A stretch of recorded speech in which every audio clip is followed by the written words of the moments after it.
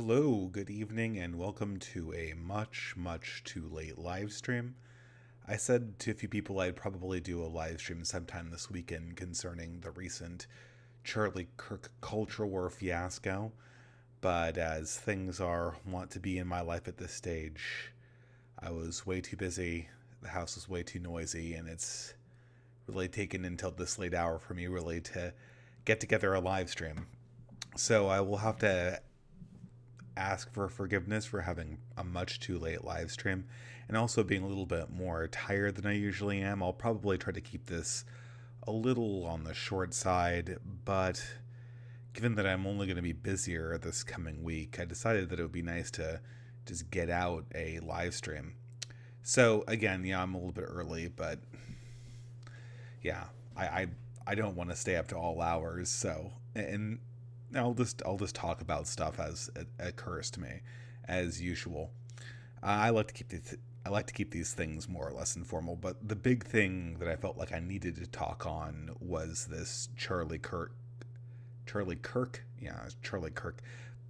Every time I say his name, I wanna say T.J. Kirk, the Amazing Atheist. But I don't know. I guess they kind of both share this sort of small I type deal. But since about Thursday or Friday, right wing Twitter, well, shouldn't say right wing Twitter, but my entire social media feed, which is not Twitter since I'm no longer on Twitter, has been exploding over this one video clip where a bunch of quote unquote groypers, as they call themselves, basically troll a real life get together by a organization called Turning Point USA. Turning Point USA being a very normie, very National Review, very soulless type conservatism that's run by what should I call him? Public intellectual, spokesman, grifter, Charlie Kirk. And The people who comment, or the people who ask these questions, sort of showed up Charlie Kirk for being a shill, not being very principled. And these figures were more or less associated with an online figure called Nick Fuentes, someone that I've had, well, I don't know, I really haven't had any dealings with Nick Fuentes at all. We appeared, I think, on a live stream once when we were the pro side on a debate over the existence of God, back when blood sports was a thing. But since then, I haven't really had any dealings with Nick Fuentes, and that hasn't stopped, the internet from concocting a hypothetical war between me and Nick Fuentes, though none's existed, to the extent that Nick Fuentes blocked me on Twitter before I left it. I realized that I was blocked by Nick Fuentes, even though I had never followed him or, to my recollection, replied to his stuff. But now Nick's back in the news because these quote unquote groypers were more or less repeating some of the talking points that he had brought up, his criticisms of Charlie Kirk. And I think at the end of the day, they really exposed Turning Point USA as being a more or less shill organization. It's really embarrassing, and I'm not so sure if we're gonna watch this thing. Well, maybe we should. Peep the chat if you want. At reply me. Perhaps a good use of the time will be going through this and looking at the video clip. It's a little bit long, I think, isn't it? It's 25 minutes. And that's a little longer than I typically would like. I mean, we could watch the first part of it, maybe the first 5 minutes, to show you what people were kind of objecting to, and then we can sort of discuss what's going to come out of it. But as per usual, let's let the chat settle in. I'll answer some super chats, and then we can go on from there. Again, as the hiatus approaches, my time becomes harder and harder to manage. So I'll ask for forgiveness. And there's really nothing I can do about it.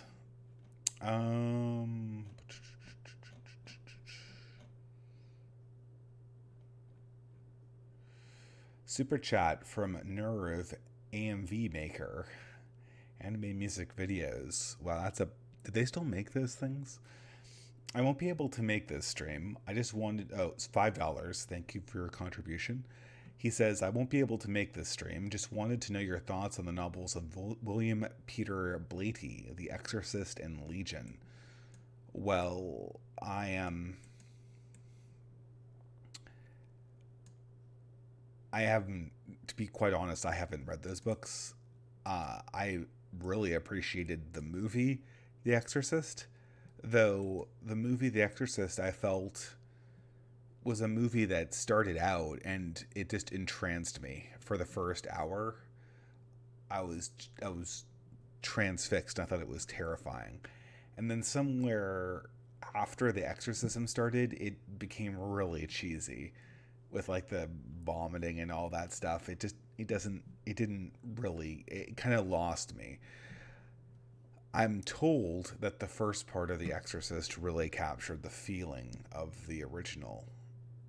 And for that reason, maybe that's the case, in which case I think it'd be interesting to look at. I think with a lot of these things, a lot of these horror movies that sort of bank on deeper spiritual themes like Exorcist or The Witch or Hereditary, uh, they're really terrifying to the point where sometimes I wonder if they're not, if it's almost not hitting too much on a nerve. I feel there's something very deeply spiritually unsettling about these films, and I'm not always so certain how much I should play with that. Um, but it's, you know, whatever.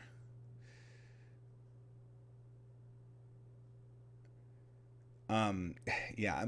So there's another thing I'm going to comment on, and because someone I can see people talking about this in the chat. There was an audio released by Richard Spencer, which is really quite atrocious. Now, I'll talk about this in the context of I think it's kind of an interesting parallel to hold up with the I think it's a interesting parallel to hold up with people like the whole Charlie Kirk and Nick Fuentes phenomenon. And I think we kind of need to remind ourselves that we're no longer in 2016. Not that I don't think we shouldn't rejoice in victories, but at the same time, I mean, maybe this is just the 30-year-old boomer in me, but I don't think it behooves us to. Well, I'm jumping ahead. I don't think it behooves us to forget what the reality of our problems are. So, another one says, Red 6UA, what's your advice on dating and marrying in modernity? Um, well, I think that would highly vary where you're at. Um, if you're in a highly blue area, so if you're in a highly red area, I'm not so sure I can offer you that much advice. Because I imagine your problems will be just getting a lot of dates because the population density isn't very high, and but I'm assuming at the same time it will be easier to find somebody who shares your values. So maybe you could lean on community a little bit more. In blue areas, I just think from my own point of view, I think that it's really essential to ensure that you are targeting women that share your values at the base level. Now, I don't think, which means I think essentially you want to target people who are your same religion, who come from a similar cultural background, and you can kind of twist these things a little bit. I've seen, I've seen relationships really work that have been in between different cultures, but usually they have a common religious value system in place. I think it's very difficult to try to marry somebody who has a completely antithetical value system to your own. And I also think that in the modern day, especially if you live in a blue area, hard blue women will witch hunt you, and just don't put up with that. I had people end dates because I was moderate back in my early college years. And it hurts your confidence. You just don't do it, right? So I guess what my advice would be, and I gave some of this advice in the last stream, develop sort of impressive qualities about yourself that women naturally find interesting. Um, and I know that sounds very vague and platitudinous, but it's absolutely true. Music is the perfect example, right? And music is maybe the example, but speaking a foreign language, having a hobby like hiking that you're really good at, rock climbing, any of these things are kind of naturally interesting to women. They demonstrate a certain level of competence and ability to see outside yourself. And then from that, first of all, it'll build your own confidence. From that, you don't want to be overly discerning, but oftentimes men aren't discerning enough in the right directions. You want to like filter out all the women who are obviously not sharing your values. I just don't think that you live in an environment where it's not that you couldn't, if you were married to that woman, eventually change her values over.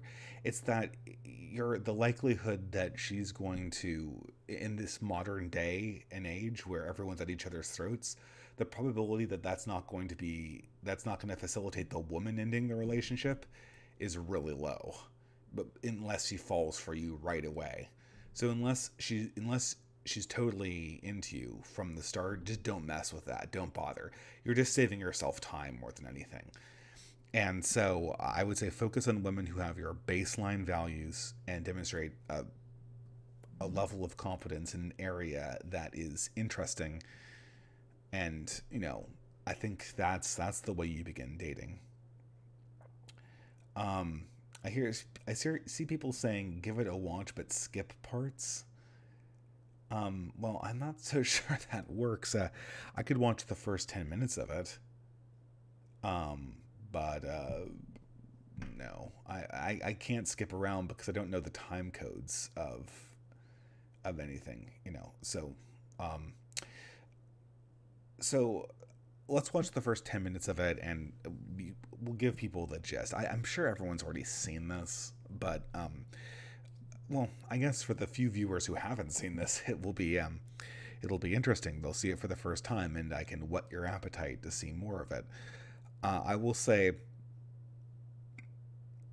that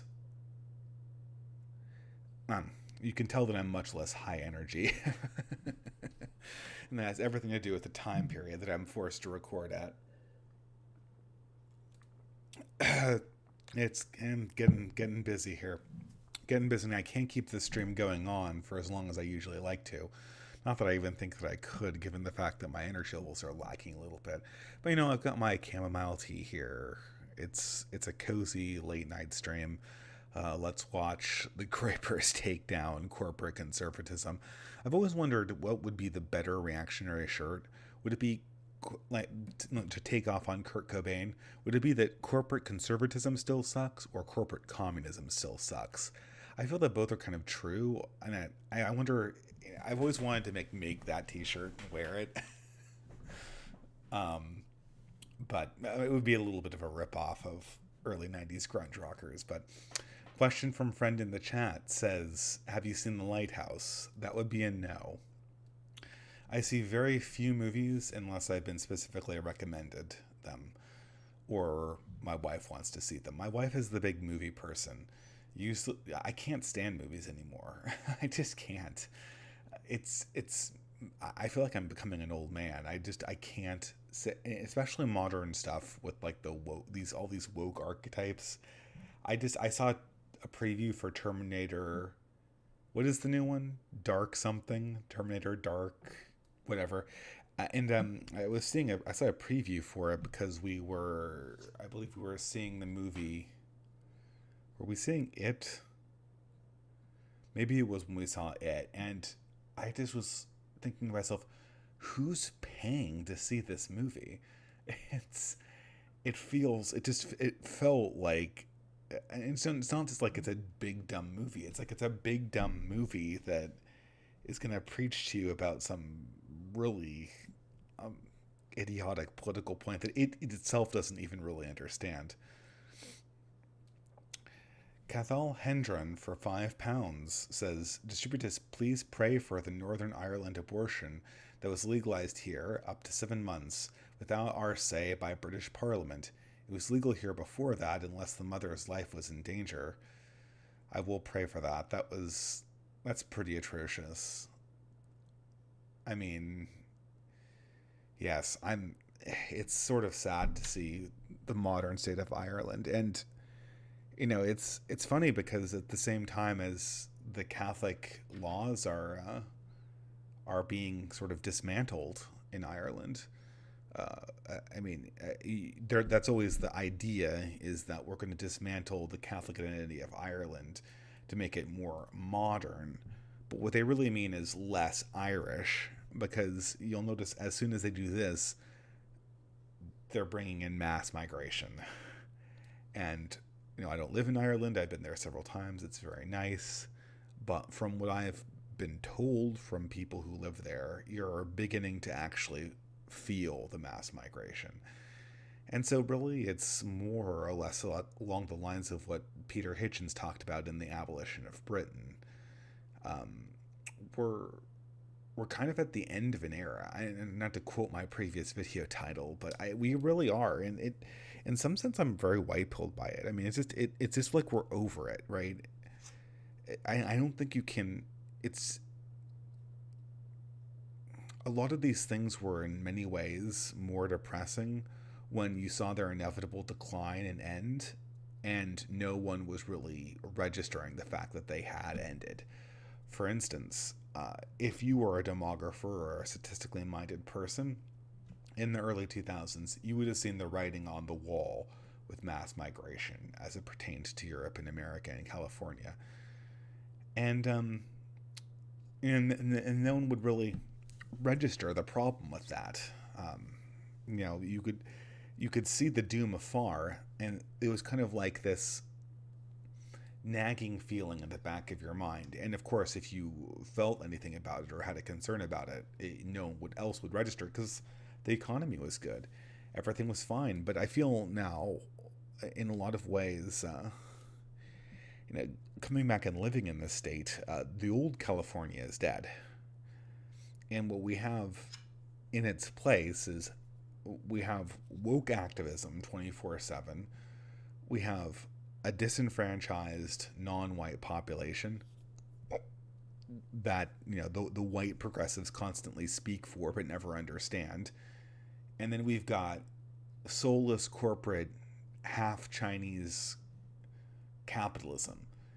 And they're all kind of sharing the state, and they're all utterly incapable of generating any of the previous magic and previous culture that existed here before. And I feel it's kind of actually refreshing, because now I see the current state of California as being like, okay, like nobody in their right minds thinks that this is sustainable or working or anything. It's kind of like a blank slate. I'm just another minority here, and that's actually empowering. I don't feel like I have to own some kind of thing in the past. I mean, the past has been dismantled. It's been destroyed. And all we have right now are just various fanfic versions of California going off on their own thread. Well, if that's the case, I can write my own fanfic and submit it, right? I can create my own history of my group here. And maybe that will become something more authentic than whatever we're seeing right now. So what we're seeing right now feels like a joke.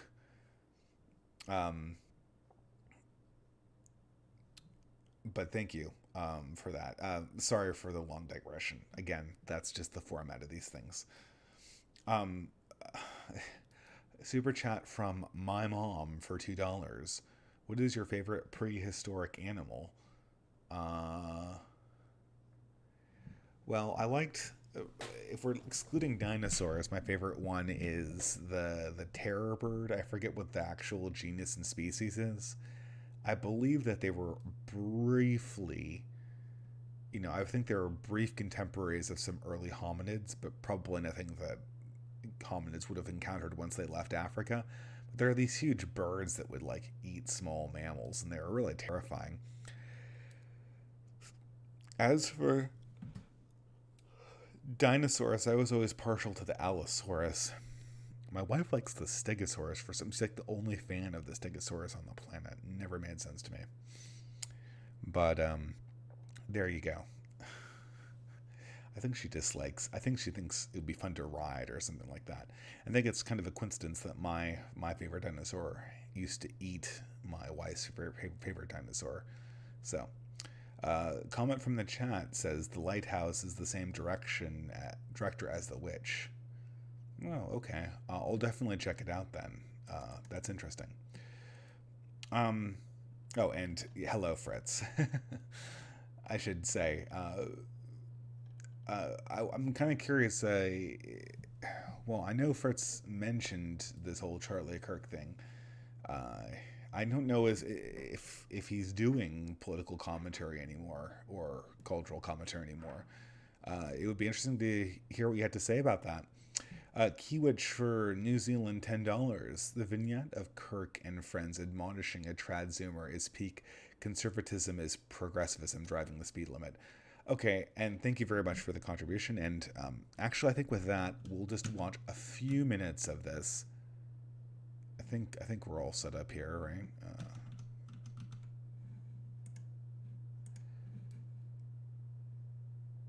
Religious sites, the place that has respect for human rights, the place that the Knesset has representation for all three monotheistic religions, something that does not exist all throughout the Middle East. They're spontaneously talking about how much they love Israel. But before we let Charlie Kirk go on and talk about our greatest ally in the history of ever, is the sound all right? Again, I'll never be able to tell otherwise.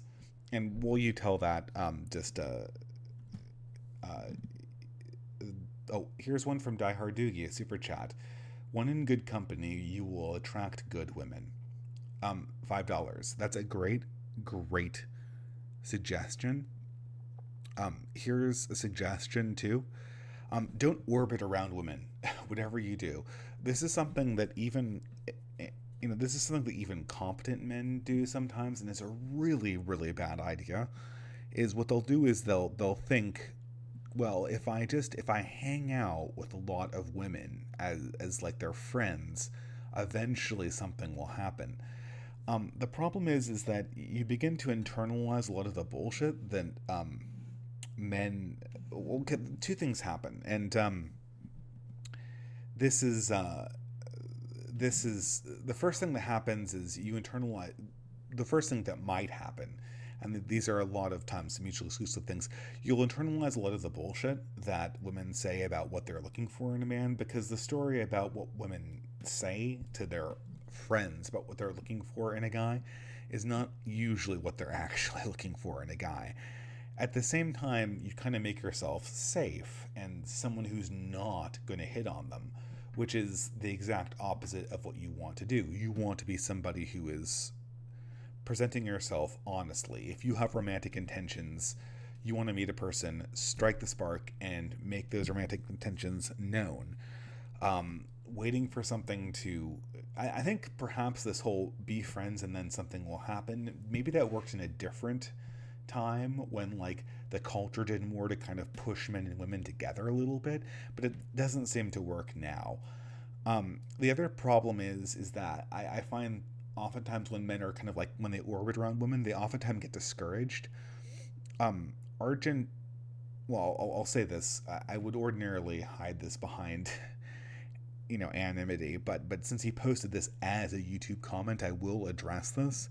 Argent Templar, who's a Catholic, was complaining about a quote that he heard a woman say in his church, and everyone will have heard this quote if you're a guy who hasn't, who's kind of maybe is not as forthwith about his interactions with women as you'd like. And the quote goes something like this: there's just no men in this parish who really want to date, and women don't really even have that high standards. All we want is like some minimal professional competence and people who are like, well established in the parish. And then, and of course, they say this, and then all of the like unattached men just kind of groan, right? Because this is bullshit. This is just something women say. It's true to an extent. Women will accept mates that only have like they don't, you don't have to be like a hotshot professional of any variety They will accept mates that are more average, but they're not going to slide into a relationship with a guy who's just there in the background. You have to make yourself known and actually make an effort. And women will say sort of passive aggressive. This is just something I don't think that the female race will continue without women saying kind of bullshit things like this. This is like the female equivalent of locker room talk. And if you're hearing them say this, you're probably not in the right place, right? If you're hearing them say this, that's something that they usually would say to their girlfriends. So if you're hearing them say this, you're probably not in the right place, right? They do not see you as a romantic prospect. So I'd say Die Hard Doogie is absolutely right. What you want to do is you want to have a good group of male friends that do something together, like sports, like rock climbing, like playing music, even playing war games. Heck, as long as it's in real life, you're good. And that will build your confidence enough to actually approach, as opposed to just orbiting and hearing all these passive aggressive little nothings that ultimately don't mean anything. Because the girl's complaining that there aren't men who are forthwith and confident enough to court them who have those qualities. Not that they don't exist in the abstract.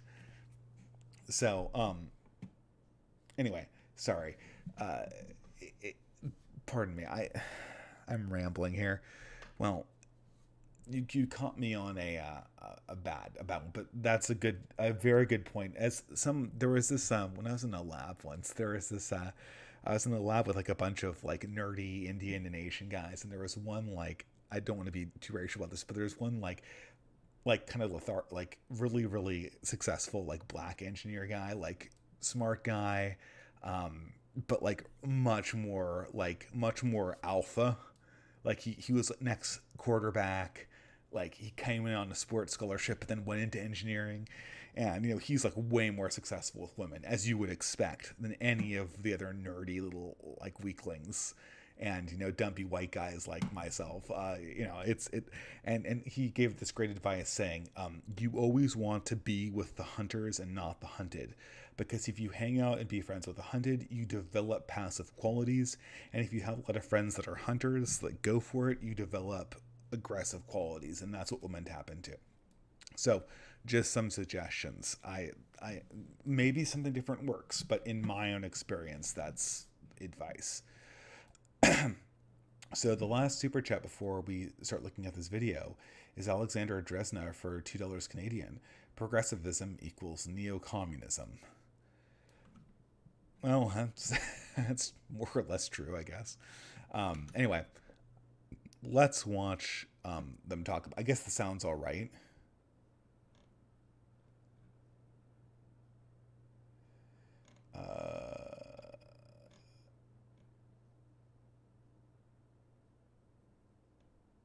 Okay, I'm just gonna assume that this sounds okay. To mention the only pro-gay place in the Middle East, by the way. Yeah, so Rob, let's talk about that. How would most Middle Eastern countries treat you if they found out you were gay? Let's see. They can be like Iran, and they can force gay men to transition into women. They can be like other places in the Middle East where they stone gays to death in the streets, and they throw us off rooftops. It's a classic conservative question. Just how awesome is Israel? Well, Charlie, it's really, really, really awesome because everyone else is bad. And these are very real things that continue to happen. And so when I hear those criticisms of being pro-Israel that are coming from the left, that's really shocking to me. And this is why I call it the intersectionality cult, and this is why I say that intersectionality makes zero sense, because you have so many criticisms coming to Israel from the left, and Israel is the most pro-gay place in the Middle East. It is the only place where gays can be, it is the only place where gays can be open to be who they are without fear of being murdered for their sexual orientation. And then to just answer your hypothetical that has no concrete example to this day, if any country would ever support a position that would be against our own interest, I would not support that. However, time and time again, Israel, and Rob, can you second this? They helped you when you were a veteran in Iraq with intelligence, supply lines, medical assistance. Absolutely. When you were there. And so they stood side by side our efforts. And look, I was against the Iraq war, but I am glad that they helped you, when our servicemen and women went overseas there. And so I'm answering your, unlikely hypothetical with that answer, and I'll say this as final. I wish that the amount of attention on college campuses, there was 0.1% of the attention on other countries in the Middle East that Israel seems to always get, the only democracy, the only free enterprise country, and the country that most supports values that are closest to America. So Yes. thank you so much for your question. So I think, and this sort of will get me, and this is going to be a shorter live stream, as again, I was not able to start this until people went to bed, and that's much later than I thought I'd be starting this. But I don't care about Israel. I find the obsession with it by some people in the greater crowd to be kind of weird and borderline conspiratorial. But it is an interesting litmus test because these people are just falling over themselves to basically, prop up a foreign government. I mean, who cares? I don't care. Do we talk this way about Poland? Is Poland our greatest ally? Well, I don't know. It doesn't seem to come up a lot. I mean, they're our buffer against Russia to a certain degree. But no, it's because this Israel thing has become. You can kind of the Israel question, even though I consider it boring, is useful in just this context. In that, as soon as they're asked about it, they immediately expose just how much they are yes men. They just go right into like the talking points that were formatted into their brains during the last Republican National Committee, right? These are just talking points. They're not any kind of realistic reaction to the reality of the country Israel is. Israel, in many ways, I admire the country as being an example of the kind of reactionary politics I would hope other countries would implement. But it stands radically opposed in vision to other allies that we have and other political orders that we are supporting. To name one right off the top of my head, the European Union. The vision of what Israel is and the vision of what Israel wants its own future to be is so radically opposed to what the future the European Union envisions for its own constituent members that you're surprised there isn't a conflict there. But I doubt you could ever get Charlie Kirk to really address that cognitive dissonance. Instead, it's the same greatest ally sort of deal we've heard a million times, and it's zero relevance to our present age. But this is where the interesting questions finally start, so I'm going to let it play. Appreciate you being here tonight. So thank you so much. Much Be more quick, than straight him. to the I will. Somebody outside a protester was asking about the term culture war. It's got a long history, started late 1800s, Otto von Bismarck, Culture Kampf. In the late 1990s, mid-1990s, it was reclaimed by conservatives, one of those being E. Michael Jones, who actually started this magazine, Culture Wars magazine, and because of his fantastic work, we now understand. Thank you. Give it up. Because of E. Michael Jones' groundbreaking work, we now understand that sexual liberation is political control. It's a form of political control. And you have multiple times advocated on behalf of accepting homosexuality, accepting homosexual acts as normative in the conservative movement. How does anal sex help us win the culture war? I'm going to let. So before we go on, I kind of want to just take a step back and sort of point out the good and bad things from my perspective. Now, I don't want to pick a fight with Nick Fuentes. I'll talk about my reservations about this whole thing when we get to the end. God knows, and I mean that, I'm literally saying God knows that Nick and I are very different people and have very different perspectives, imagistically and style-wise. I'm not so sure what the difference in our political vision is, but that style and personality difference has been enough to keep us like oil and water. That's fine. There's many different places for many different people. I had no reason to come into conflict with Nick, but I'm just going to take this from my own, and I also know that Nick is a Zoomer and I am a 30-year-old boomer. I'm the old fogey. But for what it's worth, you can listen to my 30-year-old boomer take on this. So that question, well, first of all, I'm surprised he got that. It was a very long question. I'm surprised he wasn't cut off. And if I imagine that when Conservative Incorporated comes back from this, they're going to make sure to not give people that much free reign. But if you were ever in this situation, one of the good things he did was he cited a source.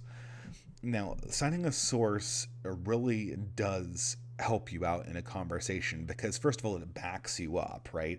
This is not just my work, it's someone who's been published. Here's the book that they've published. Once you hold up that print copy, you're no longer some kind of ranting lunatic with a conspiracy theory. You are somebody who's following some literature they have read. Now, maybe that's wrong. That could be a crackpot theory, but it's something that people have ruminated over, they have thought about. And because there was applause from the name recognition of E. Michael Jones, the fact that Charlie Kirk doesn't know who this person is a problem. Now, this is sort of tacked on to the trolling question, how does homosexuality help us win the culture war? And the thing is, what's so funny is it would be so easy for them to deflect this. It would be so easy for them to give us, like, if I was asked this question, how does homosexuality help us win the culture war? I'd say something like, I have no idea what that question means. But I think what's really causing them the problem is the second part of the question. Well, first of all, the fact that he cites E. Michael Jones makes it a little bit more substantive, because if you read E. Michael Jones or listened to him, you would know that the culture war is about sexual practice and the meaning of sexual practice. And once you concede that that's no longer what you're fighting for, you've already conceded the culture war. So implicitly there's an intellectual undertone, but Charlie Kirk not understanding E. Michael Jones's arguments or being even aware of who he is can't answer that. But let's see how he does answer it. I mean, no, wait a minute. So can I ask you a question? Can you have the balls to ask the gay man on the stage that question and don't defer to him? So ask me that question. I will answer you that question. I'm gonna answer you. You already asked the question, so I'm gonna answer that question. I'm gonna ask you that question. This is America. This is the greatest freaking nation in the world. We realize that America is great because we have Western values. We realize that, let me finish, dude. We realize that gays and lesbians are able to contribute to American society in the same way that everybody else is. And let me tell you. Okay, so how is it replied? The question's addressed to Charlie. Charlie immediately deflects to his stand-in. His co-host is a conglomeration of every protected group, either neoconservative or progressive. He's the black, gay ex-soldier from Iraq. It just ticks all the boxes. And he doesn't reply to any of the intellectual force. I mean, he's within his rights to dismiss it as a trolling question, and because without knowledge of E. Michael Jones' theory, it basically is a trolling question, right? So he has no ability to answer it intellectually. Instead, he crams every single cliche in. America is the greatest country in the world.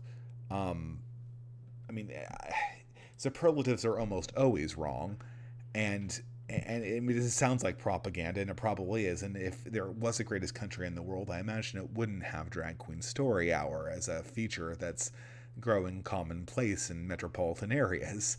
Then it's the same thing, like, I'm this person, I'm just doing my own thing, we're all equal, and he continues. And let me tell you, when you continue doing that, okay, you realize that we are here. We are able to do everything. And let me tell you something as well. I served in the military, right? I served 5 years. I did an Iraq tour. What's up? How does homosexual sex help us win the culture war? Who said homosexual sex helps you win the culture war? That's the question that I'm asking. Why are you promoting it? Well, it's a BS question, and you know it is. It's not. It's a question that is not. It's not a good faith question. So it's not a good faith question. Rob, honestly, I don't care what two consenting adults do. So that's. I mean, this isn't really the cringy part yet. But you can kind of see, first of all, he's giving it the I don't know who the black guy's name is, but the Charlie's co-host is giving it the dismissal that they should have given it before they launched into their progressive or into their neoconservative list of checkboxes. America's the greatest country. We're all equal. Do what you want. If you don't care what consenting adults do, you're not fighting the culture war, because society has certain norms for what consenting adults do, and those norms are important. That's what the culture war is over. If cultural libertarianism is the end goal, I don't think that is going to sustain anything, and it's manifestly not. As soon as the right adopted cultural libertarianism and started losing. That's a little bit more sophisticated, but on the surface, I think Charlie's going to try to rescue this with cultural libertarianism. That's all me. And your hyper focus on it is kind of weird. Thanks for being you here. seem to be really interested in gay sex. I'm pretty sure if you're into that, you can go find somebody to do it with. I don't know, maybe. Next question. Thank you so much. I totally forgot about this. Yeah, and this is the really thing. So it's not just the two consenting adults. I mean, the two consenting adults it's bad enough. It's cultural libertarianism, which is essentially progressivism. But the real thing here is that, like, the implication that anyone concerned about culture war issues, like homosexuality, is a closeted homosexual, is a complete copy pasta from progressive playbooks. Everyone is encountered that from progressives, and it's so obvious in this moment that Charlie Kirk literally is just bringing progressivism into conservatism full scale. Like because you can already see how this plays out to anything else. Just name something, right? Like, you're against abortion? Well, that means that you secretly wanted to have an abortion and you couldn't, or you secretly had an abortion and are denying it. This is the sort of Freudian projection, and it's been a staple of progressive thought since Freud, for about 100 years now. And you see it, and Charlie Kirk just lays it out there like this is his thing. It's not. It's not. Everyone recognizes this as something that progressives do and have done to deflect questions. And if you accept this as an answer, they can use it for anything. Thank you, sir. Hi, Mr. Kirk. And wait a minute, this is my first culture war, so I want to say that I have to make a statement, and I'm not here to tell anybody what to think or what to believe, but for me, somebody like that doesn't really have any place in the conservative movement because it's something that is so behind the times. Okay, it's I mean, the problem is that they're just, I think what makes this clip so good, it's not just that, a bunch of people, I mean, they really dug their own graves. I mean, I think a lot of people are going to try to replicate this with other people from Conservative Incorporated, but I mean, I don't think you could do this to Ben Shapiro. Not that I don't think he's cringy and has the same flaws as Charlie Kirk in a lot of ways, but you have to be pretty stupid to not realize. I mean, the people who are making this work are Charlie Kirk and his co-host. They're digging their own graves. They basically told you, and we've only been watching this for like 5 minutes, but like they're telling you exactly how the progressive Overton window shifts in this very talk, right? You question homosexuality, you must be a homosexual. Two consenting adults, you can't question it. And not only that, you're out of the conservative movement because you're behind the times. I mean, what can this not be used against? Abortion. Or it can be used against transgenderism. It can be used against any identity. It can be used against gender non-binaries. Any cultural movement can be justified using these grounds. And every progressive would say the exact same thing to Charlie Kirk. You're behind the times. Get out of our movement. You're deplatformed.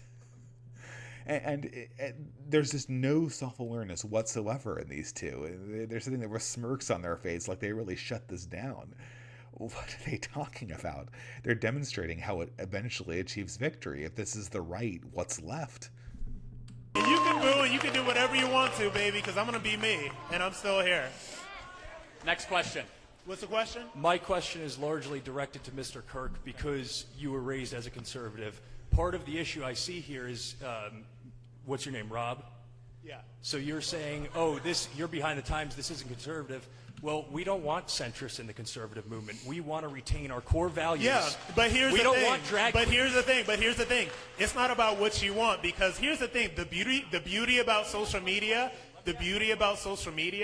is that I can be me and I can bring myself to the table. And it's not about what you want, it's about what the people want.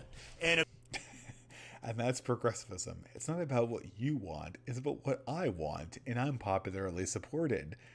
I mean, see, it's kind of funny because the way this clip progressive, it's almost conversational, right? The first theory is, it's all just independent choice. We're all libertarians. But now we realize that not only you could conceivably think, okay, maybe it's just libertarianism. Like, I can live with it. I can be an individual in the society. But then you realize that it's not that way, right? Because sure, we're all libertarian, but since you don't approve of this, you're a bad person. You're out of the movement. You're behind the times, and I'm right. And what does this person use to justify them being right? The fact that I'm here expressing myself, and I've got popular support behind me. So you see, it's not pure libertarianism. So the narrative this is why it's so amazing. It kind of organically evolves from this process. if there are enough people in this movement that say, hey, Rob is cool, he's gay, whatever, it really doesn't matter what you think. You can say whatever you want, and you can believe whatever you want to believe. But it's not going to stop me from doing what I'm doing, and it's not going to deplatform me. So my question is, again, it's directed to Mr. Kirk because he was raised as a conservative. As the guy before has said, you've advocated for homosexuality, said that there's a place for the gay agenda within the conservative movement. My question is, and you're also comfortable with transgenders and cross-dressers, I understand. So my question is there any point where conservatives should take a moral stance on Christian morality, or should we abandon it altogether? So in other words, what is what is your brand of conservatism doing to actually conserve Christian morality? If we're ceding to the left on transgender, gay rights, gay marriage, we don't want that in conservatism. Okay, so I'm told that this armband thing is a Nick Fuentes thing. I mean, this guy made a great point. He looks great. If I were a average citizen, my sympathies would immediately be with on this guy. Why is he wearing an armband? Like, I know this is all a joke. I know that you're wearing an armband because you can get away with it. There's only one thing I think of when I see an eagle and an armband, and it's not American. So I don't know. This is part of a larger conversation, but excellent point. What's the response? So you don't want him in the conservative movement? I just want to be very clear. Let's just be. Rob, So you don't want me in the movement? No. Hold on a second.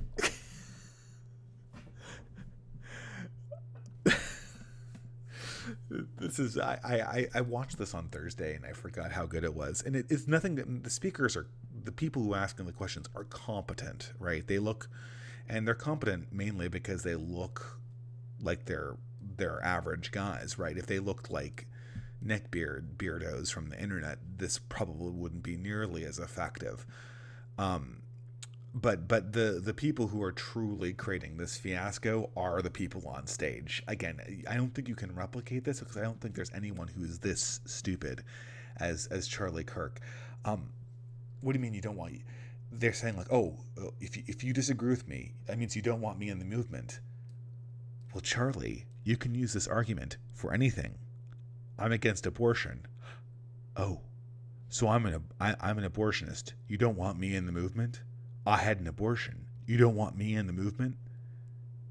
I'm pro-choice. You don't want me in the movement? No matter what the value choice is, if you defend a value, anyone can be sat up on stage who looks good and then portrayed the whole position as if it were a referendum on that individual person. This goes absolutely positively nowhere. And not only the fact that like now there's this big outrage for telling someone that they're not in the movement, they just told the previous speaker that there was no place for them in the movement. So yes, we're deciding who's in the movement and who's not. How does this work? It's either it's basically a question of ownership and power, and you have to ask yourself: are the people who are sitting in front of you on stage, are they worthy of the power of being the leaders of your movement? I want to be very clear. Hold on a sec. You're bringing some very charged language. I'm going to try to calm down the temperature in the room so I can try to rationally understand an irrational position. Let me finish. Let me finish. So, I'm a Christian. I believe the Bible is the greatest book ever to exist in the history of the world. And I believe Rob Smith has decency and dignity as an individual in the United States of America. It's always this is always the neoconservative thing. Like, it always has to be like the best thing in the world. Like, I could say I am a Christian. I believe that the Bible was the inspiration of the Holy Spirit and the true testament of the living God. To me, that's much more accurate and much more spiritual than going like, it's the best book in the world. Like, we had the book competition, we had the book swimsuit competition, and the Bible was in first with a bullet. Yeah, like, because that's totally why the Bible has its value, because it beat out all the other books in the marketplace of ideas. Yeah, the best book. Now it's so stupid. The whole framing is just kind of cringy. It is the sublime spiritual nature of a text not enough to commend it. We have to present it as if it's some kind of like market leader. It's strange. Okay, I'm gonna let this play a little more. Hold on a second. We're not a theocracy. We never have been. And you know what? And wait a minute. Let me hop in here. Hold on, because I'm in it. He's addressing me. The thing that I don't know.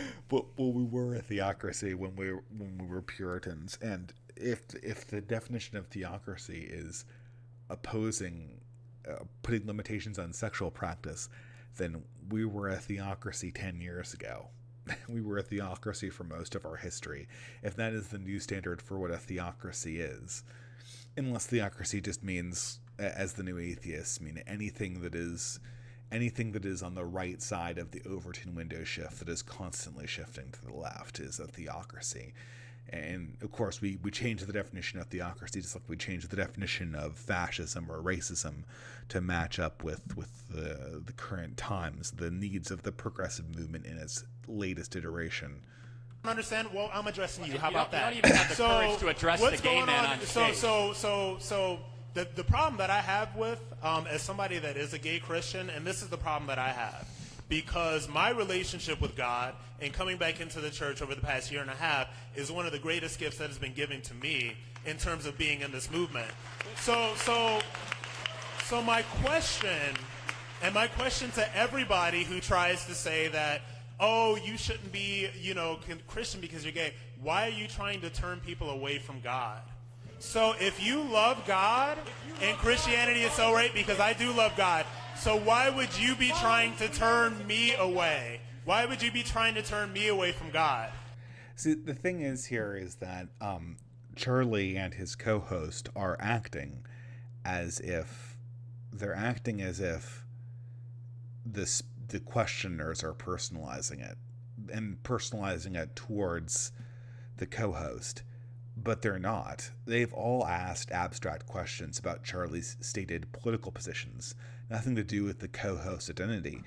Charlie is trying to launder the conversation and superimpose it as if the question is being personalized. I mean, this is sort of the tactic you see a lot of times, and that you're taught, I think, in marketing, is you just acknowledge the question and then answer the question you wished was asked. And in this case, the question that Charlie Kirk wished was asked was, we hate your black, gay, conservative Christian co-host, and we think you should be kicked out of the movement and the church.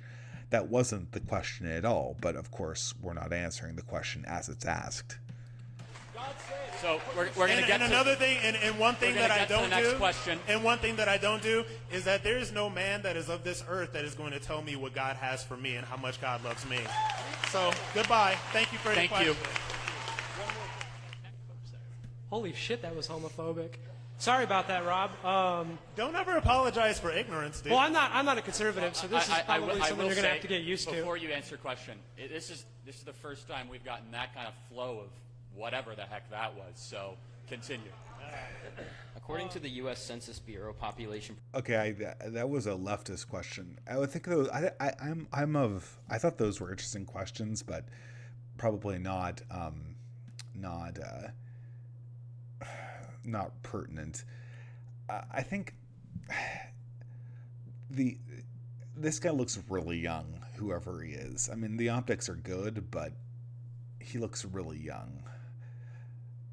But okay, yeah, I think he has a good question. Projections. In 2045, whites will account for less than 50% of the population in the United States. Given that the Democratic Party's policies do not point towards the maintaining of our American ideals, and given the most groups other than whites overwhelmingly vote Democrat, how can we be sure that said American ideals will be maintained when millions of immigrants come in with majority Democratic support? Can you prove that our white European ideals can be maintained if the country's majority is no longer made up of white European descendants? If All right. not, should we I'm support not mass applauding, legal let me immigration? finish. Okay, thank you for being here. I appreciate it. All right, let me answer, I guess, your question with my perspective. I've been asked this a couple times in the last week and a half. Let me tell you my stance on immigration, and I'm going to tell you where I think you go terribly wrong with your question, okay? I think that we should embrace Senator Tom Cotton's RAISE Act, which is to lower the amount of legal immigrants into our country, but increase the merit base that we let people to come into our country. End the visa lottery, end chain migration, make English the official language of the United States, build the southern border, and restrict the amount of flow of border jumping and line cutting to come into our country. But I'm always perplexed by this argument that... I mean, those may or may not be good policies, but what has to be established before everything else, before the specific policy used to confront the immigration problem, the real thing at stake here is whether we have the moral right to end immigration for any reason that the native population sees fit. And without that understanding being culturally internalized at a very, very basic level inside our ruling elite, all of these potential band-aids will be gamed by that elite so that they are more or less toothless to the larger demographic change. If we cannot end immigration to control demographic change, then any given policy to end immigration in the short term is going to be more or less useless. It has to be established that countries can control immigration so that as not to get significantly demographically changed. That's really all there is to it. And I mean, Israel, the greatest country in the world, or is that America? I keep on forgetting. Israel has an immigration policy that does just that. But the more important than their immigration policy is, again, it's that if you pull any Israeli, if you just take them off the street, like, does Israel have the right to stay Jewish? Yes. It not only does it have the right, they probably would say it has the responsibility to do just that. That's the understanding that needs to be internalized, not any given policy or something, right? It's the fact that immigration can be controlled for demographic reasons. That I'm always interested by this argument, like, oh, how are we going to maintain our white status? So let's play out that racist idea, and all of a sudden we let a bunch of French people in our country. No, let's play that idea. We let a bunch of German or French people who are all socialist and hate our values. The insinuation of your question is that somehow race and ideology are intertwined together. President Donald Trump has been wrongly accused of being a racist president. Do you know that President Donald Trump received more support in the Latino and the black community than John McCain and Mitt Romney? Combined. I will also say Combined. that it is a failure of the conservative movement to not be able to communicate to communities in the black community, which I believe the black community is an inherently conservative community, a community that is around the ideas. He believes that it's inherently conservative. I mean, and I believe that I believe that the moon is made out of Gouda cheese. It doesn't vote that way materially, and this is so funny. It's just okay. So immigrants are conservative. Flip California, make it red. Do it. I mean, go to California, go to my state, and win the governorship with anything approaching a quote-unquote conservative perspective. Do it. This was a red state 30 years ago. Red state 30 years ago. Now you're lucky if you're going to be able to keep Texas red. This worked in the 90s, I think, because, California had just become, it was not clear that California would just be dominated indefinitely by progressivism. But now, after Schwarzenegger and after just basically having non-competitive race after non-competitive race, the Democrats have the state locked up. It's a one-party state, and it never will. The Republicans are never going to rule the state again. The California Democratic Party could literally light California on fire. In some case, they have, and nothing's going to change. So it's at this stage. It's so. This is a '90s talking point. It was plausible in the 2000s, but now it's manifestly ridiculous. It can't possibly be true. But I don't know. I'll let this go. It's of the Judeo-Christian tradition. It is a pro-life community. It's a hard-working community. And so to reject your premise that, how are we going to keep the white status of this? I find that to be a racist question. I reject the idea behind it. I do not think America should become a white ethno-state as a country. In fact, I think that is a fringe perspective. I appreciate you being here, and I'm going to rationally push back against it every single time I come in contact with it. Thank you for coming tonight. I appreciate it. So, again, keep in mind, the important thing was that he didn't say white ethno-state. He just asked about demographics. So, Charlie, any examination of demographic effects is racist? The Democrats are banking on this in their numbers. They're looking at the demographic trends in this country, and they're rubbing their hands together. And you can't even look at that reality. We have to live inside Charlie Kirk's head, where African Americans are conservatives. They vote 90% for Democrats. I don't care how pro-life they are. All their pro-life isn't getting you more than 10% of them as voters. I think I'm going to kind of quit this because you can kind of see how this is going, and I'm running out of time.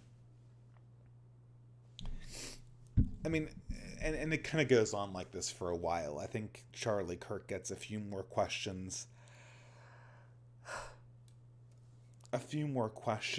by people who are doing like these the whole dancing Israeli meme and stuff like that. And I think the thing is just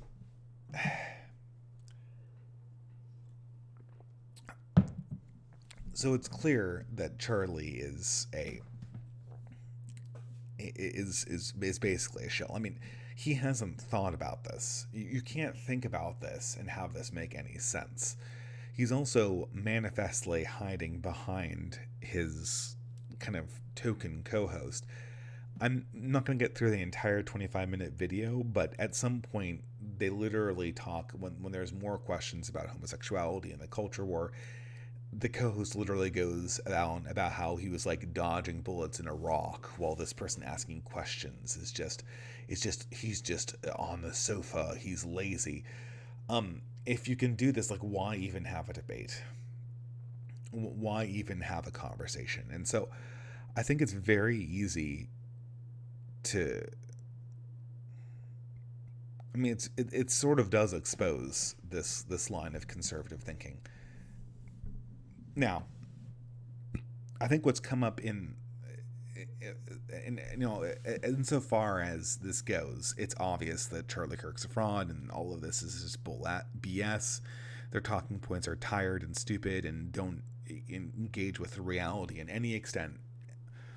But at the same time, I need to address like the quote-unquote Groyper army, the sort of Nick Fuentes fans that have kind of been parading this around as being this being sort of a turning point, right, where we're so white-pilled because this happened. I think we need to take a step back here. Let's not get into 2016 mode. This is good. This exposes Charlie Kirk and Turning Point USA as being dishonest. I think a lot of us on the right already knew this. We knew that these talking points don't go anywhere. They're stupid, so on and so forth. The point's well struck, and it's good to know. I would say this: you're probably not going to be able to repeat this in the future. I don't think that people like this are going to give you the kind of leash that they were giving these questioners in the future. Furthermore, before Nick Fuentes and the Grippers pat themselves too much on the back, me reading this dialogue, they were digging their own graves more than anything else. And if I was more intelligent and had the same stupid ideas, I could find a better way to deflect and if you had more of a Ben Shapiro IQ, you could probably deflect these questions much more effectively than they're getting right here.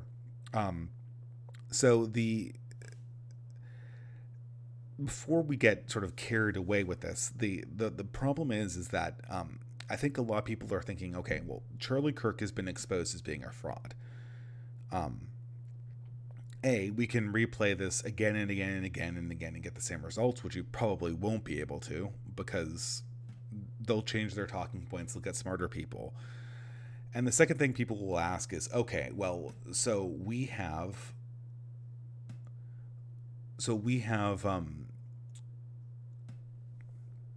discredited Turning Point USA. Turning Point USA is a very, very well-funded organization. So certainly, because we've discredited them, the money will come to us. No.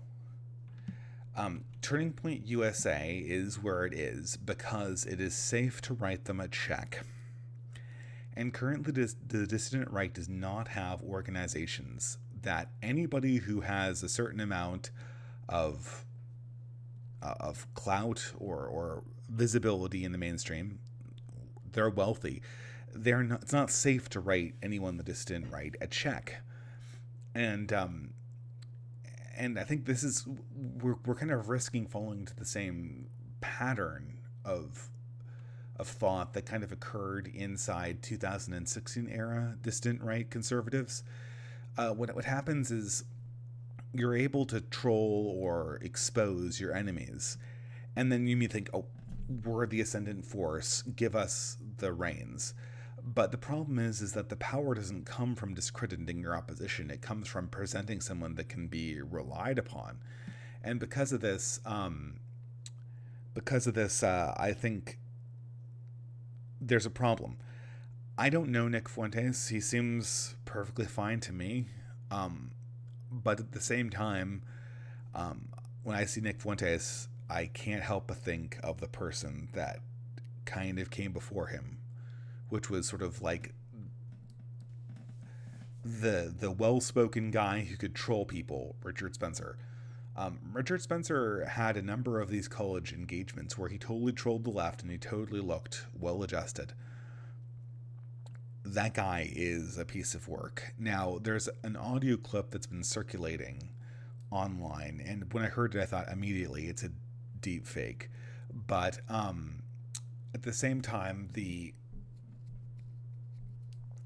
people in it's apparently people have been saying that Spencer has been known to go on these outbursts, and this is the problem. The problem is not that we haven't been able to drag out mainstream establishment conservatives and show them to be dishonest people reading from talking point memos. The problem is that there's no alternative to give for the donor class to write checks to. If the donor class wrote checks to Richard Spencer for pulling off stunts like this. The donor class would be dead right now because they would have come for damages against them by whatever way they could. They would have nuked business relationships. The liability would be enormous from the relationships with a figure like that. And so I think this is obviously, the question is not so much how you can show up Charlie Kirk, it's how can you create something that a very visible person would feel comfortable writing a check to. And that's the solution that none of the distant right-wingers have ever really tackled. And so I think we need to kind of like, I don't want to say temper our enthusiasm, but there's some limitations to exactly where this can go. And it hasn't really answered the question about what the new right-wing movement is going to look like. Nick Fuentes is a young guy. Maybe something as good's going to come out of it. But I guess my experience looking at the alt-right from 2016 to 2017 has made me believe that my instinct about what people's real good qualities are and what their real strengths are has a certain reliability to it, because I saw Richard Spencer and I was like, that guy is going to get the movement in a lot of trouble. Even a movement I'm not part of, I know that this is not going to end well, and it seemed to be more or less vindicated. So I'm looking at Nick and I'm saying, well, okay, like maybe something's going to come out of this, but I mean, we'll see. I mean, the whole Holocaust denial joke stuff, I mean, that's just not going to fly. I mean, do you want to accept checks that might be able to allow you to build something like Culture War or Turning Point USA or whatever? Because that's the way to lose them. So we'll see what comes of it, I guess. I wish Nick the best and all. I think that the reservations I had, I don't know, it hasn't, being able to effectively troll mainstream conservatism is, in some sense, I feel that Nick's almost too good at that, right? I mean, it seems that I don't want someone who's good at trolling mainstream conservatives. I want somebody who's good at accepting checks and building things. I appreciate, exposing Charlie Kirk. It makes good YouTube. This is great YouTube. Better than anything I've produced in terms of entertainment value, certainly. But it's not what we need, unless you're just looking for something that's going to temporarily convince you that we're winning. Because what's going to happen? Okay, well, the conservative donor class still wants to write checks. They still want to write checks to people who assure them that they're not going to end up with people they're funding ending up in a fiasco that looks like Charlottesville, because that would be a huge financial liability to them. And so they'll find someone else that's like Charlie Kirk but not Charlie Kirk. And this time they're not going to give people the leeway to ask 2-minute questions like Charlie Kirk did here. And they'll have much better talking points that seem more or less plausible. Unless we can kind of materially move forward with something that's much more stable. So I guess for my money, that's going to have to look something that's more cultural. It's going to have to look something more like what Tucker Carlson's been talking about, a potentially alliance with blue collar people who come from former community, blue collar progressives, people who are interested in workers' rights, things like that. So I guess I'll go back to answering questions since we're ending the end of this live stream. I see Ghost of Watts. By the way, people, Ghost of Watts has a new podcast. I've really been liking it. I don't know the name of his co-host, but it's I've been enjoying. I think they have a really good rapport, and they commented on this whole Nick Fuentes phenomenon too. I should say something. Again, like I said, I don't really have disagreements with Nick Fuentes on paper. It's just our temperament's different. we have different styles, and I'm just skeptical. I mean, does anyone here want to replay 2016 to 2018? I mean, who wants to do that? I don't. And so I don't want people to invest so much in these little these effective trolling instances. They feel good, and they're good. They are good, but that's all they are. You know, in 2 months, well, I mean, Charlie Kirk's probably going to remember this for the rest of his life. But the situation in the culture war, the dynamic we're playing out, is not going to be materially advanced. Because, like I said, Charlie Kirk's donors don't have anyone else better to give money to. So, you know, where the money goes, there will always be people that will say whatever to get that. Someone is totally abusing the at replies. I'm just gonna ban them. Because if someone is like at replying me every 5 minutes with trolly stuff, then I can't check the chat and see. Okay, I'll give people an opportunity to stop the autism, because I don't like using the ban button. But seriously, guys, if you troll the at distributus, then I can't get feedback from the chat, and it really makes it difficult to sort of gauge what everyone's talking about, because I'm constantly having to wade through troll chats. Oops.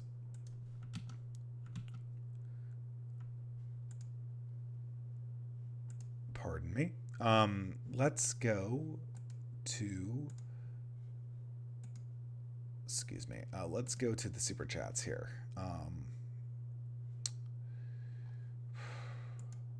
Pardon me, I'm clicking on the wrong thing here. So I answered the progressive equals neo-communism tweet. I guess I feel like we've always known progressivism's sort of neo-communist. It's more or less null take, but thank you for your contribution. $2. He says, "Lol." I think he's laughing at the clip I played. That's from Alexander Dresna. $5 from Diehard Doogie. I effing hate it when veterans pull the veteran card to win arguments. Yeah. I don't know if you've seen the rest of this video, but Charlie Kirk and Pals really does that. So for £2, please interview Justin Barrett of the National Party. From Elmer 220. Well, I hate to say it, Elmer, but I am very rapidly out of the interview scene, especially from people on British time codes. I'm sure Justin Barrett or whatever is a perfectly nice person. And hey, if there's a great interview that people are going to do, then I would be happy to consider mirroring it, as long as it doesn't put the channel at risk. And I want to allow people to have the opportunity to post on this channel while I'm gone. So I'm going to try to set up some kind of system for doing that. But I was thinking about doing this stream all day today, and this is the only slot I had for it. So that kind of gives you an idea of what my time's doing, and this is nothing, right? I'm going to be way busier than this in a few weeks. So we're gonna, well, no, let's be. I'm just trying to be realistic. Thank you very much for your contribution. Maybe if you want to ask me a question in the chat, I'll try to answer it. Hopefully autism's calmed down a little bit. Question from the chat: do you think Millennial Woes will actually finally come back in 2020? I hope so. I mean, the problem with Millennial Woes is I think he went too hard in on the alt-right thing. I think, and I think he's a very nice guy, and so I want to be careful about what I say, but I also kind of want to be honest.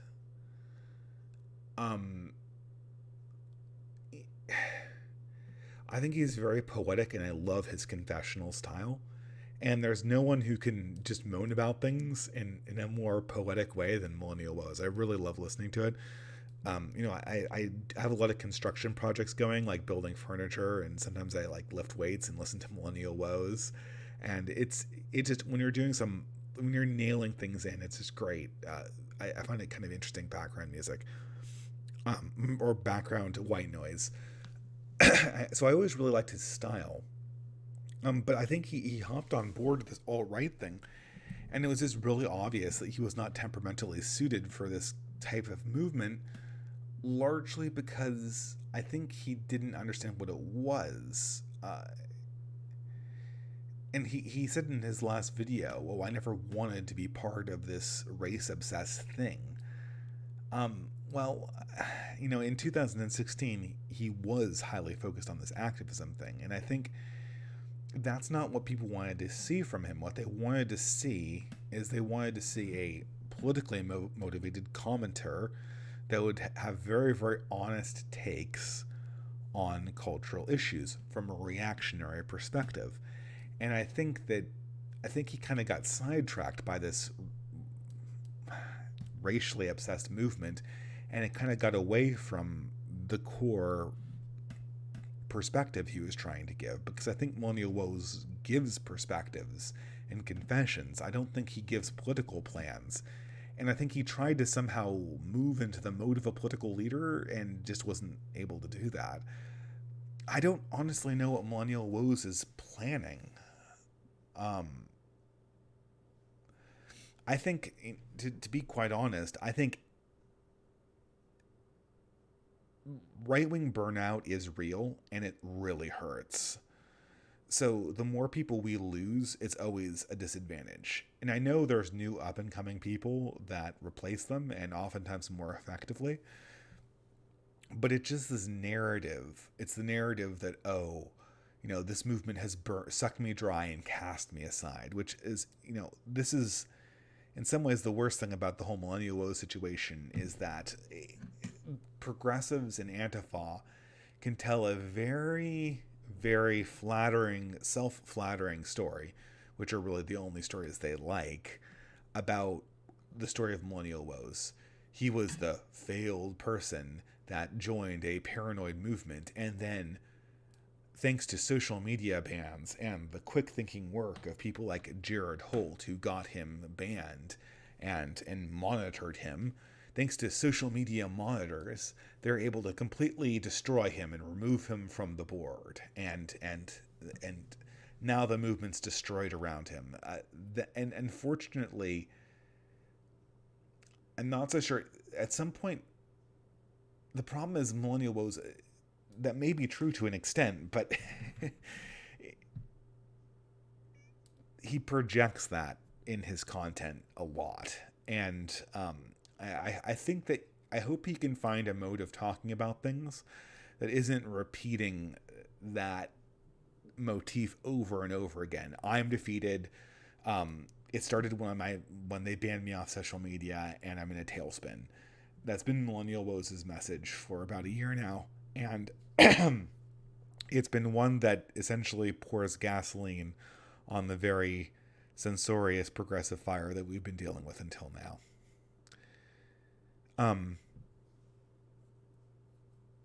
Why are you fixed on getting checks from the donor class? Shouldn't our movement be inherently a populist insurgency? This is an easy question, not a super chat, so I won't name it. Populist insurgencies don't work without money. I don't know where you're getting the idea that populist insurgencies work. That's progressive bullshit. They don't. The populist movements can be helpful to well-funded movements with intellectual people who direct them. They can be useful to effective leaders who know how to implement them. But this idea that grassroots movements rise up from nothing, and I mean, I don't know where you're getting this from progressive propaganda that says that, and it's been quite effective. They present people like Gandhi or Dr. Martin Luther King, and They present them as if they just came out of the ether, out of the will of the people. No, they were funded, they were supported. And if you want to be, let's just look at this frame that we're on right now with the culture war. If I were to clean Millennial Woes up and give him a sports jacket and give him a haircut, just give him a haircut, please, and put him on one of those stools, and maybe, obviously, I hear he's an exercise routine, and I need it too, and he just said what he usually says.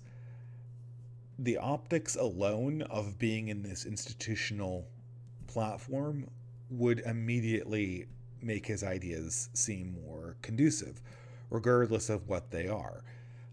This is what movements give you. They give you the ability to reach a lot of people, and more than that, they give you the ability to present yourself as an authority. And for most people, that's what they need. They need an ability to structure authority.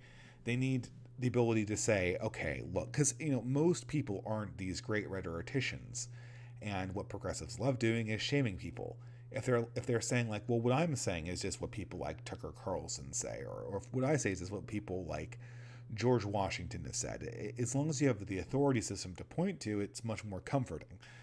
And that's why institutional support is so important. Why do you think progressives are winning right now? Do you think white privilege is an ideology and intersectionality is an ideology spread as far and wide as it is because it was such a compelling argument, or it had this incredible populist power? No, it's because college professors, who again are probably no brighter than you or me, but they look good, and they look educated, and they look like they have support and authority. They talked about this stuff in front of college lecture classes, and this made the idea a safe belief to hold and operate on. And that, combined with the fact that white privilege and intersectionality make the political progressive coalition work at a very deep level, then that was enough to make this a very, very substantial and powerful ideology in the modern world.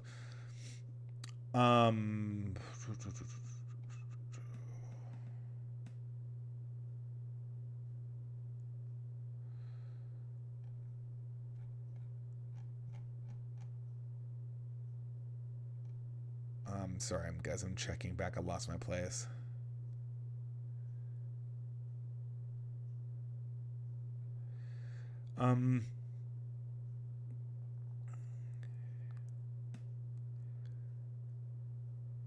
There are also more people behind this. Nick has been networking and has been able to woo the alt-right.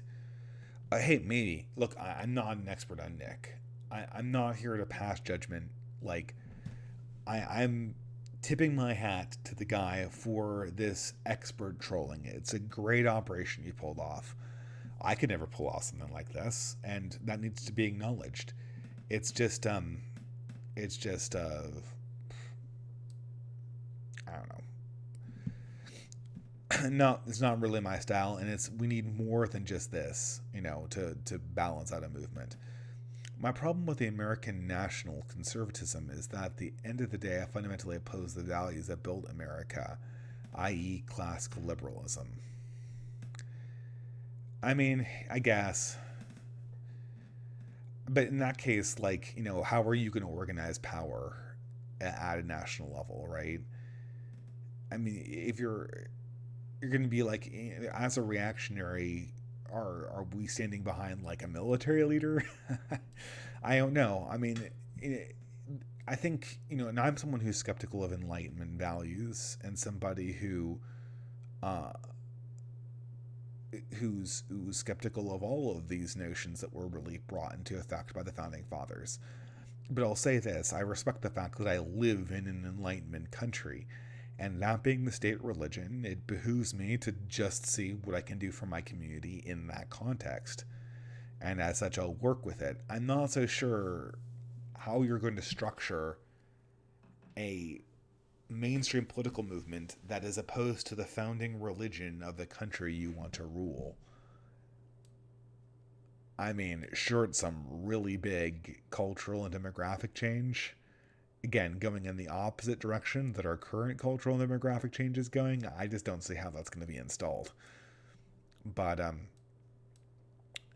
chat says, I remember when I made my video about the issue with the alt-right 2 years ago. I got a crazy feedback, but Millennial Woes seems genuinely interested in understanding me. Oh, no, I think Millennial Woes is a great guy. I've talked to him. You know, he's really nice. I feel really bad for him. I really hope he pulls through. But, you know, I'm just trying to be... Perhaps I'm being a little too honest. I don't know. I think he's going to make a comeback. We're all hoping for him, you know. And I think I'm going to be honest. I'm going to be honest. The comeback for Millennial Woes is to embrace religion, to embrace spirituality, to embrace artistry, and to move back from this ridiculous like movement stuff back towards like reactionary theory and, I mean, dare I say it, spirituality and religion. And I think that he needs something like that to help him make the transition to a more psychologically firm place. But I think I'm done disclosing my mind about YouTubers who I personally respect but have deep ideological disagreements with. So perhaps we can move on from that subject, and we're coming up on time anyway. I think that perhaps, sadly, European people... Okay, I mean...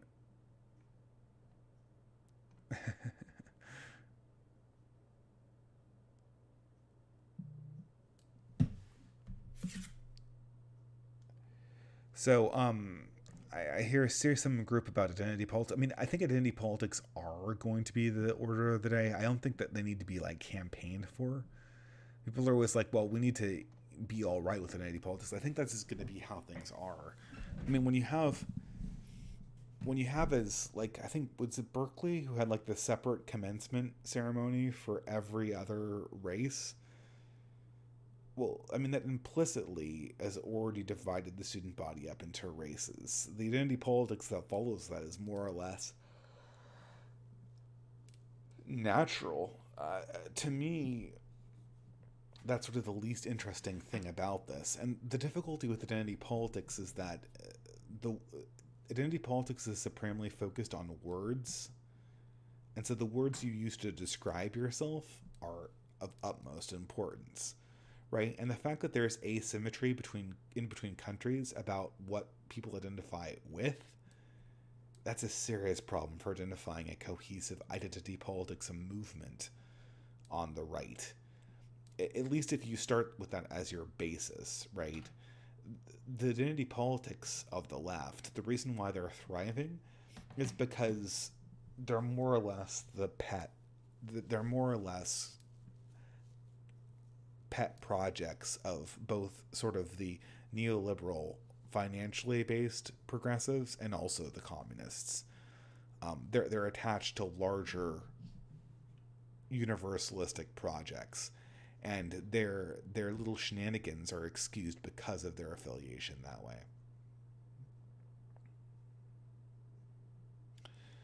So, Cathal Hendron, what's your thoughts on Benedict XVI's Center for Religion and Society, Young Adults and Religion Study? Is this the society that Rob Dreher was talking about, that had all those sort of young and energetic Catholics in France?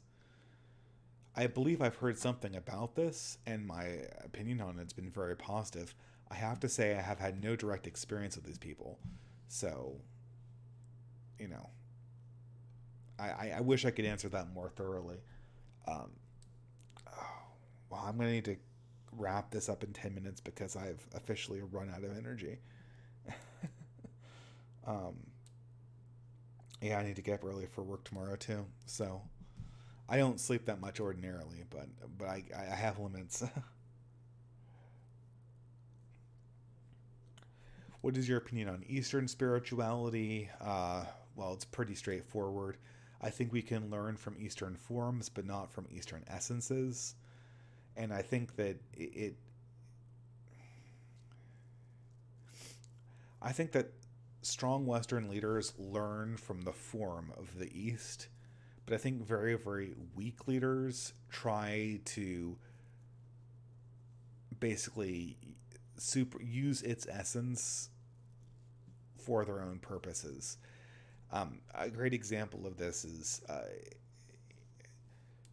effective people read Sun Tzu's Art of War. They incorporate Buddhist meditation practices.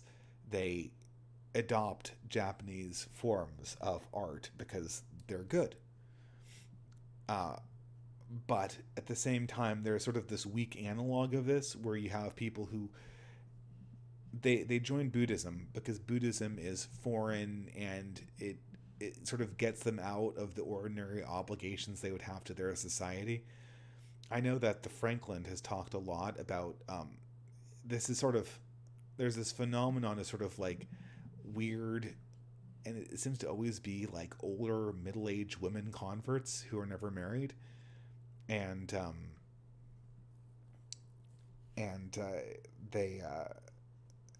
they convert to these new religions. In the East it's Christianity, in the West it's like Buddhism or Hinduism, and they convert to these new religions because they get all this clout for being a convert, and at the same time they kind of don't have to put up with interacting with the ordinary and boring maintenance of their own societies.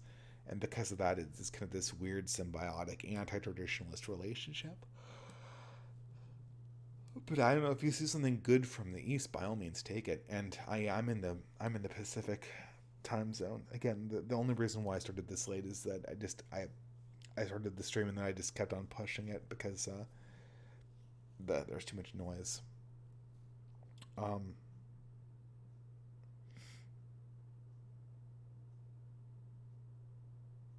I don't know. Are there any other questions that are, I guess, this is in my last 5 minutes. Is there any topic people want me to talk about?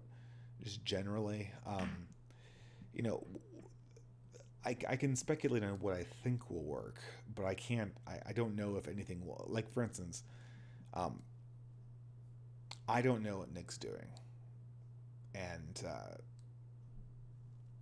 my reservations about Nick are that he's going to try what people tried in 2016 and was shown to be ultimately unworkable in 2017. I think he's a lot smarter than Spencer. But maybe, who knows? He probably has understood the lesson better than I have and has already implemented a solution. It's just that I would need a lot of insurances that we're thinking differently.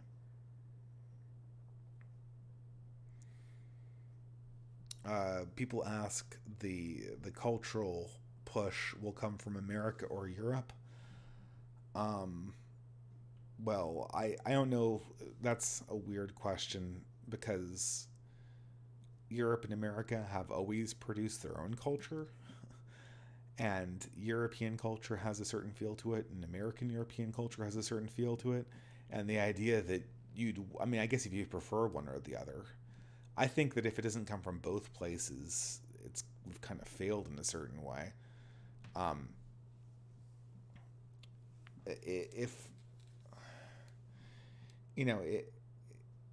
You're definitely gonna get a different feel in Europe than you are in America. That is absolutely 100% true. And we need to produce culture. Wherever you are, make culture if you're so inspired. That being said, if I were to guess what society would generate sort of the Rosetta, like the big Rosetta Stone that would kind of turn the corner on these things, I would say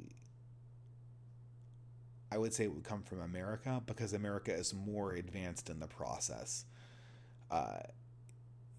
Once you internalize the fact that you're a minority, you begin to think differently. I certainly have begun to think differently, and when you do that, there's just all sorts of ideas that occur to you. The world seems fresher and more optimistic, even though you're in a worse place. You're just like, oh wow, I guess I don't have to take responsibility for the society again. We're just one group in it, right? And when you make that, and I think Europe is going to sort of go through the same problems that American conservatism went through in the 80s to now, basically, and maybe still is going through with this Charlie Kirk, where they're like, they still own this thing called America and American culture, but they don't own, they can't control any of it or where it goes. So they're just online to take all the shit that comes out of it.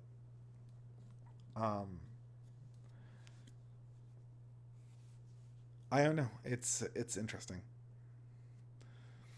And I think that for my money, I almost feel like I'm in the perfect place for there to be a cultural revival on the right. I'm just too old. I'm just in a place in my life where I can't take the kind of risks that I think someone would need to take to really just like do something new and original. Because the feeling that I think conservatives and reactionaries feel in California, it's just, we're so out of power, it's liberating. And from that comes new ideas. Maybe ideas that could be taken to places that there are more power. There's more ability to execute things. So super chat from Rodin Rashkolnikov. Opinions on generative anthropology. That's something that True Little Tom talked a lot about, and it's not something that I'm an expert on. It looks okay to me. I remember there was this huge fight between proprietarians and the GA crowd back when I was still on Twitter, and I could not follow it. I mean, I'm not an anthropologist by trade. Is there a particular book you think that I should read? Perhaps the chat could post that to me. If this is an anthropological theory, like as would actually be perceived by the Academy, it probably would have to be published in journals that I do not have the intellectual competence to read, since I'm not an anthropologist.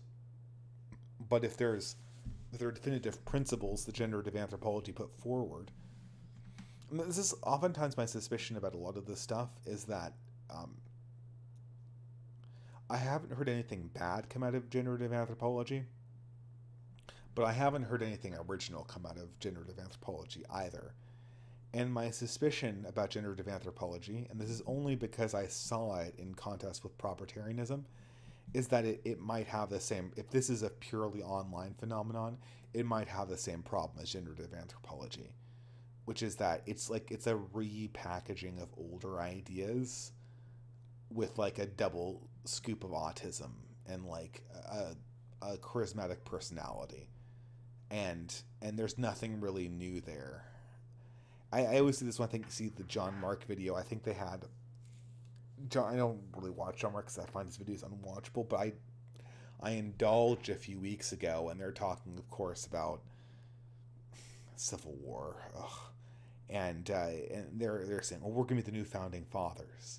Kurt Doolittle has more books than Thomas Jefferson. They're just patting themselves on the back, basically they're convincing themselves that they're going to be these new founding fathers of this red state American victory that, you know, a war that has not even been conceptualized yet. And I just don't know. It's just there's nothing there. I don't think there's anything intellectually there. It's all just recycled libertarianism stuff. So yeah, I just think that there's a certain amount of liberation. But by the way, people, don't get discouraged by this whole demographic stuff. It's just a transition, right? It's serious. It's probably the most serious thing politically that you could talk about. It's the most real thing you could talk about. But it's not like it happens and it's just game over, right? The game changes. The game changes from managing a political entity that you could potentially take control over to fighting for a community inside a political order where you are a minority. To me, the game goes on. The war continues because it's so much more bigger. I mean, first of all, the war is bigger than any given ethnic group or even any given civilization. It's a spiritual one. But even if it is a civilizational or cultural war we're talking about, it's the same thing the game's just changed, and it's something that I intend to fight in some form for the rest of my life, even though I have to put the microphone down for the season fairly soon.